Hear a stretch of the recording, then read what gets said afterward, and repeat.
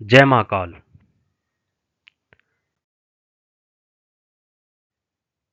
आप सभी का मेरे YouTube चैनल पर स्वागत है। चलिए शुरू करते हैं अपने एसईओ लेटर की सीरीज को, जिसमें आज का हमारा एसईओ होगा ग्लोबल वार्मिंग। परिचय। आज पूरी दुनिया जिस सबसे बड़े संकट का सामना कर रही है वह है ग्लोबल वार्मिंग। यह एक ऐसी प्रक्रिया है जिसमें पृथ्वी के वातावरण का औसत तापमान लगातार बढ़ता जा रहा है। वैज्ञानिकों का मानना है कि अगर समय रहते इस पर नियंत्रण नहीं पाया गया तो इसका परिणाम विनाशकारी होगा, न केवल प्रकृति के लिए बल्कि संपूर्ण मानवता के लिए भी। ग्लोबल वार्मिंग का अर्थ। ग्लोबल वार्मिंग का शाब्दिक अर्थ है वैश्विक तापमान में वृद्धि। जब वायुमंडल में carbon dioxide, methane, nitrous oxide जैसी ग्रीन हाउस गैसों का स्तर बढ़ जाता है तो वे पृथ्वी की सतह से निकलने वाली ऊष्मा को अंतरिक्ष में जाने से रोकती है। इस कारण धरती का तापमान धीरे धीरे बढ़ने लगता है। यही प्रक्रिया ग्लोबल वार्मिंग कहलाती है। ग्लोबल वार्मिंग के कारण। औद्योगिकरण। फैक्ट्रियों और उद्योगों से निकलने वाली गैसें वातावरण में ग्रीन हाउस गैस का प्रभाव बढ़ाती है। वनों की कटाई। जब कार्बन डाइऑक्साइड को अवशोषित करते हैं, जब पेड़ काटे जाते हैं तो वातावरण में CO2 का स्तर बढ़ जाता है। वाहनों से निकलने वाला धुआं। पेट्रोल और डीजल से चलने वाले वाहन वायु प्रदूषण और ग्रीन हाउस गैसों के प्रमुख स्रोत हैं। कोयला और तेल का उपयोग। ऊर्जा उत्पादन के पारंपरिक तरीकों से भी कार्बन उत्सर्जन होता है। कृषि और पशुपालन। विशेष रूप से मीथेन गैस का उत्सर्जन पशुपालन से बढ़ता है। ग्लोबल वार्मिंग के दुष्परिणाम। समुद्र स्तर में वृद्धि। ध्रुवीय बर्फ पिघलने के कारण समुद्र का जल स्तर बढ़ रहा है, जिससे तटीय क्षेत्रों में बाढ़ और डूबने का खतरा बढ़ गया। अत्यधिक मौसम परिवर्तन।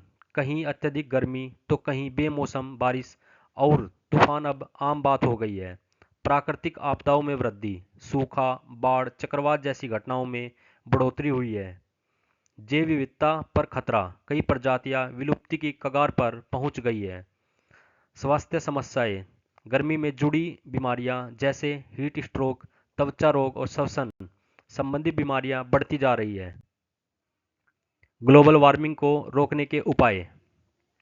पुनः वनीकरण। अधिक से अधिक पेड़ लगाना चाहिए और वनों की कटाई पर रोक लगानी चाहिए। नवीकरणीय ऊर्जा का उपयोग। सौर, पवन और जल विद्युत जैसे स्वच्छ ऊर्जा स्रोतों को बढ़ावा देना चाहिए। ऊर्जा संरक्षण। बिजली और ईंधन का विवेकपूर्ण उपयोग करना चाहिए। जन जागरूकता अभियान। लोगों को ग्लोबल वार्मिंग के खतरे के प्रति जागरूक करना चाहिए। अंतर्राष्ट्रीय समझौते। पेरिस समझौता जैसे वैश्विक प्रयासों को मजबूती से लागू करना चाहिए। भारत और ग्लोबल वार्मिंग। भारत भी ग्लोबल वार्मिंग से पूरी तरह से प्रभावित हो रहा है।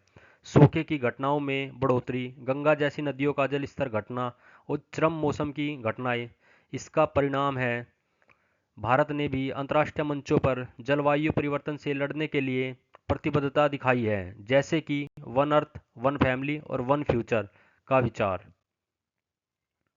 निष्कर्ष। ग्लोबल वार्मिंग कोई कल्पना नहीं है बल्कि एक वास्तविक और गंभीर संकट है। यदि हम अभी भी लापरवाह बने रहे तो आने वाली पीढ़ियां हमें माफ नहीं करेगी। हमें व्यक्तिगत और सामूहिक दोनों स्तरों पर हर संभव प्रयास करने होंगे, तभी हम धरती को बचा पाएंगे। धरती है तो हम हैं, इसे बचाना हम सबका कर्तव्य है। आज का लेटर।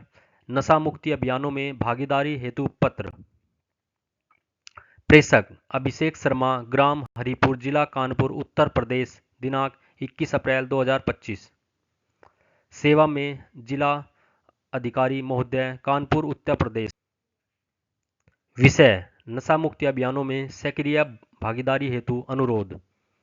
महोदय, सविनय निवेदन है कि वर्तमान समय में समाज में नशा, शराब, तंबाकू, ड्रग्स आदि की लत तेजी से बढ़ रही है, जिससे युवाओं का भविष्य अंधकार में होता जा रहा है। नशे के कारण परिवार टूट रहे हैं, अपराध बढ़ रहे हैं और स्वास्थ्य संबंधित गंभीर समस्याएं उत्पन्न हो रही है। इस गंभीर समस्या के समाधान हेतु आवश्यक है कि नशा मुक्ति अभियान को व्यापक स्तर पर चलाया जाए। मैं आपके माध्यम से निम्नलिखित सुझाव प्रस्तुत करना चाहता हूँ। प्रत्येक गांव एवं शहर में नशा मुक्ति शिविरों का आयोजन किया जाए। स्कूलों और कॉलेजों में जागरूकता कार्यक्रम आयोजित कराए जाएं। नशा करने वालों के लिए पुनर्वास केंद्र स्थापित किए जाएं। नशा विक्रेताओं पर सख्त कार्रवाई की जाए। मीडिया के माध्यम से बड़े पैमाने पर प्रचार प्रसार किया जाए। महोदय, आपसे विनम्र अनुरोध है कि इस दिशा में शीघ्र और प्रभावी कदम उठाएं ताकि हमारा समाज नशा मुक्त होकर विकास की ओर बढ़ सके। धन्यवाद। सादर examine. Thanks for watching this video. Like, comment, subscribe.